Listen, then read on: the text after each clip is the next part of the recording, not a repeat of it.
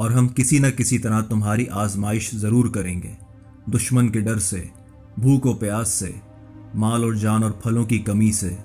اور ان صبر کرنے والوں کو خوشخبری دے دیجیے جنہیں جب کبھی کوئی مصیبت آتی ہے تو وہ کہہ دیا کرتے ہیں کہ ہم تو خود اللہ تعالیٰ کی ملکیت ہیں اور ہم اسی کی طرف لوٹنے والے ہیں۔ ان پر ان کے رب کی نوازشیں اور رحمتیں ہیں اور یہی لوگ ہدایت یافتہ ہیں۔ مگر اے دنیا والوں، تمہیں کس نے حق دیا کہ تم کسی کا امتحان لو؟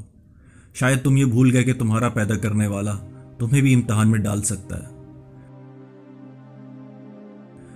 لیکن تم لوگ جو امتحان میں ڈالے گئے ہو ہمت سے کام لینا، کبھی ہمت نہ ہارنا، کیونکہ مومن کا تو معاملہ ہی عجیب ہے کہ اس کے ہر معاملے میں خیر ہی خیر ہے۔ یہ مومن کے علاوہ کسی اور کو حاصل نہیں۔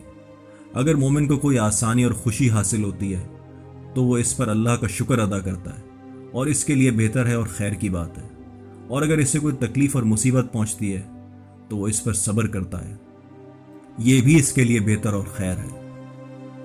اے دنیا والوں، تم اس عورت پر ہنستے ہو جس کا بیٹا مر گیا، تم اس بے بس اور معصوم عورت کو منحوس کہتے ہو، جبکہ وہ جس اجر کو پانے والی ہے تمہاری سوچ بھی اس تک نہیں جا سکتی، کیونکہ رسول کریم صلی اللہ علیہ وآلہ وسلم نے تو ایسی عورت کو خوشخبری سنا دی کہ جب کسی کا بیٹا مر جاتا ہے تو اللہ تعالیٰ اپنے فرشتوں سے پوچھتا ہے کہ تم نے میرے بیٹی کی روح قبض کر لی؟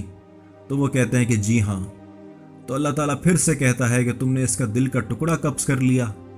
تو وہ کہتے ہیں کہ جی ہاں ہم نے کر لیا۔ اللہ تعالیٰ کہتا ہے تو یہ سب ہو جانے پر میرے بندے نے کیا کہا؟ فرشتے جواب دیتے ہیں کہ اس نے اس حال میں بھی تیری حمد و تعریف بیان کی اور ان للہ و انا الیہ راجعون پڑھا۔ تو اللہ عز و جل فرماتا ہے کہ میرے بندے کے لیے جنت میں گھر تیار کر دو اور اس کا نام بیت الحمد رکھو۔ اے طاقتور انسان، تم کمزور کو کاروبار میں دھوکہ دے گئے یا کسی بے بس کمزور عورت کا مال کھا گئے، یہ بھول گئے کہ وہ تمہارا بھی نہیں رہنا، ایک نہ ایک دن تم سے بھی چھن جانا ہے۔ تم یہ بھول گئے کہ مظلوم کے مال پر زبردستی اور ناحق قبضہ غضب کہلاتا ہے، کیونکہ اللہ کے رسول نے فرمایا کہ جو کسی ایسی چیز پر دعویٰ کرے جو اس کی ہے ہی نہیں تو وہ ہم میں سے نہیں، اور وہ اپنا ٹھکانہ جہنم سمجھے۔ تم میں سے کچھ تو ایسے ہو جو اپنی بیوی پر طرح طرح کے ظلم اور زیادتی کرتے ہو، اپنی مردانگی کا اظہار میدان میں نہیں صنف نازک پر کرتے ہو۔ عورت کو گالی دینا، اسے کوسنا، اسے مارنا یا دھمکی دینا کہاں کا انصاف ہے؟ اللہ تمہارا سخت محاسبہ کرے گا۔ بیوی تو وہ ہستی ہے جو ہر موڑ پر سہارا دیتی ہے، تمہیں سکون اور راحت بھی دیتی ہے، لیکن تم پھر اخیر میں سب اچھے لمحات بلا کر اس ہی کو اپنے غصے کا نشانہ بناتے ہو، صرف دوسروں کی باتوں میں آ کر۔ اے صنف نازک، تو صبر کر جا، عنقریب تیرے حق میں فیصلہ ہونے والا ہے، جب یہی شخص خوف سے اپنے ہی ناخن چبائے گا، اور اس دن ظالم شخص اپنے ہاتھوں کو چبا چبا کر کہے گا کہ ہائے کاش میں نے رسول اللہ صلی اللہ علیہ وآلہ وسلم کی راہ اختیار کی ہوتی۔ اے عورت، جب تو ساس کے رشتے سے جڑے تو تب بھی اللہ کا شکر ادا کر کہ اسلام ایک ایسا مذہب ہے جس نے عورت پر احسان عظیم کیا اور اس کو ذلت و پستی کے گڑھوں سے نکالا، تجھے خدمت کرنے والا بیٹا اور محبت کرنے والی بہو عطا کی۔ دنیا میں گھروں کے اندر ایسا ماحول کہاں ملتا ہے؟